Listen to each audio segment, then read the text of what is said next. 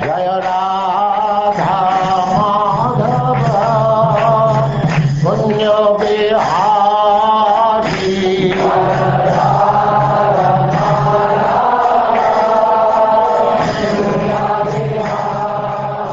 And now chapter 27.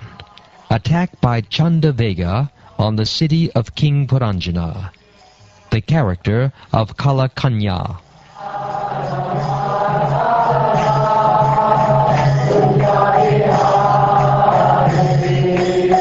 Gopijana Vallabha Girivaradhari.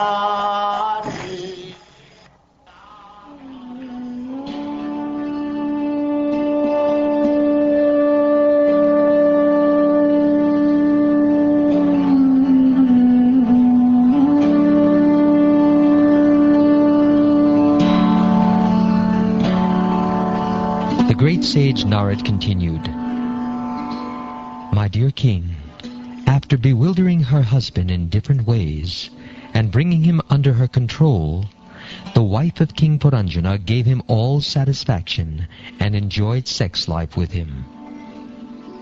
The queen took her bath and dressed herself nicely with all auspicious garments and ornaments. After taking food and becoming completely satisfied, she returned to the king. Upon seeing her beautifully decorated, attractive face, the king welcomed her with all devotion. Queen Puranjani embraced the king, and the king also responded by embracing her shoulders. In this way, in a solitary place, they enjoyed joking words. Thus King Puranjana became very much captivated by his beautiful wife, and deviated from his good sense.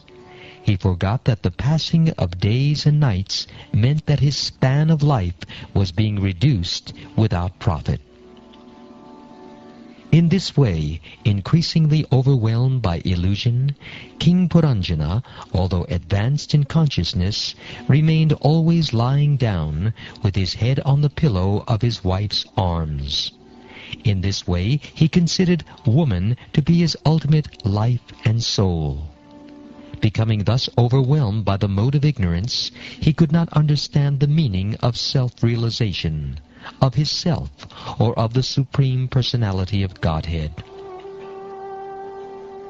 My dear King Prachinabhadashat, in this way, King Puranjana, with his heart full of lust and sinful reactions, began to enjoy sex with his wife, and in this way, his new life and youth expired in half a moment.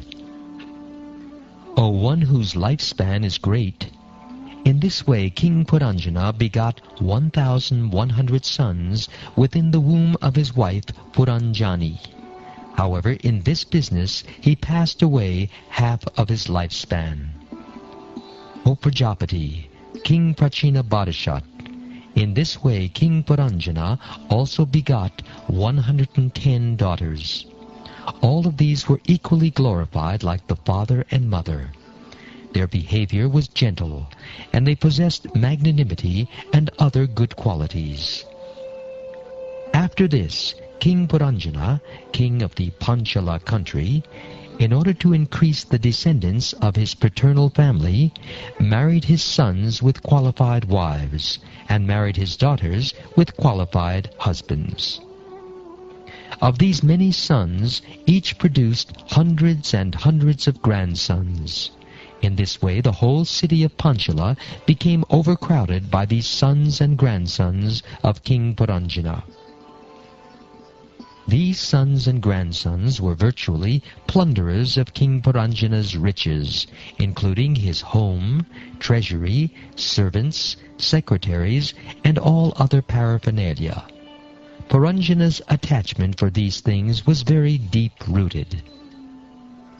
My dear King Prachinabhadashat, like you, King Puranjana also became implicated in so many desires. Thus he worshipped demigods, forefathers, and social leaders with various sacrifices, which were all very ghastly because they were inspired by the desire to kill animals. Thus King Puranjana, being attached to fruitive activities, or karma kandya, as well as kith and kin, and being obsessed with polluted consciousness, eventually arrived at that point not very much liked by those who are overly attached to material things. O king, in Gandharvaloka there is a king named Chandavega. Under him there are 360 very powerful Gandharva soldiers. These soldiers represent the days of the year. Along with Chandavega were as many female Gandharvis as there were soldiers, and all of them repetitively plundered all the paraphernalia for sense enjoyment. The females represent the nights of the year, and the plundering is the wasting of life in sense gratification. When King Gandharva Raj, or Chandavega, and his followers began to plunder the city of Puranjana, a snake with 5 hoods began to defend the city. The 5 hoods represent the 5 kinds of air or energies. The 5-hooded serpent, the superintendent and protector of the city of King Puranjana, fought with the Gandharvas for 100 years. He fought alone with all of them, although they numbered 720, that is, 360 days plus 360 nights. Because he had to fight alone with so many soldiers, all of whom were great warriors, the serpent with 5 hoods became very weak. Seeing that his most intimate friend was weakening, King Puranjana and his friends and citizens living within the city all became very anxious.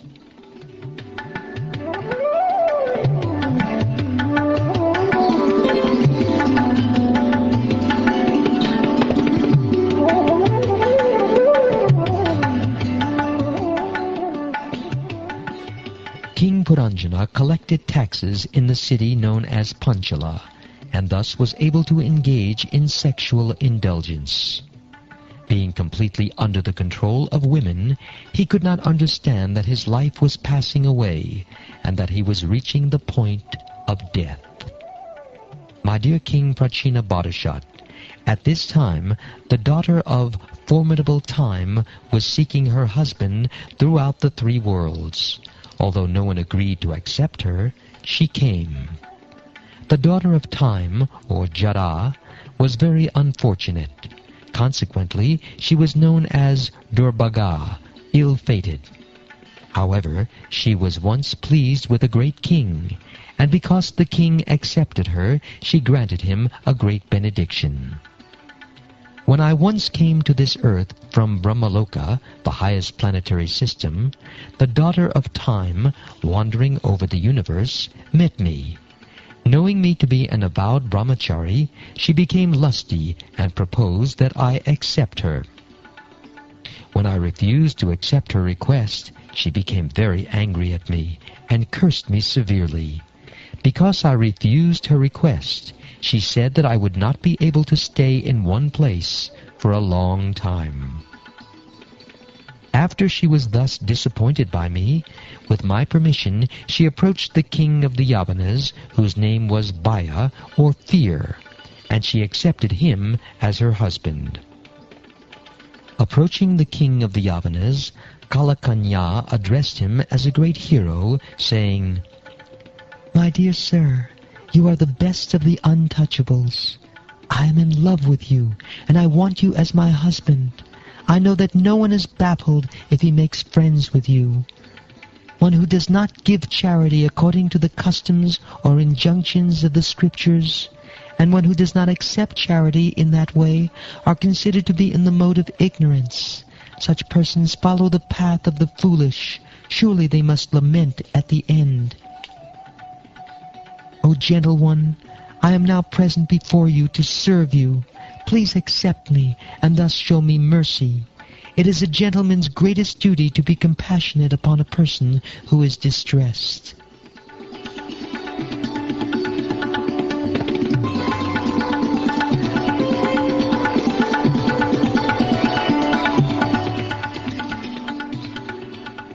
After hearing the statement of Kalakanya, daughter of time, the king of the Yavanas began to smile and devise a means for executing his confidential duty on behalf of Providence.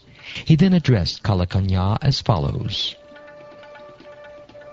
After much consideration, I have arrived at a husband for you. Actually, as far as everyone is concerned, you are inauspicious and mischievous. Since no one likes you, how can anyone accept you as his wife? This world is a product of fruitive activities. Therefore, you may imperceptibly attack people in general. Helped by my soldiers, you can kill them without opposition. Here is my brother, Bhagwada. I now accept you as my sister. I shall employ both of you, as well as my dangerous soldiers, to act imperceptibly within this world.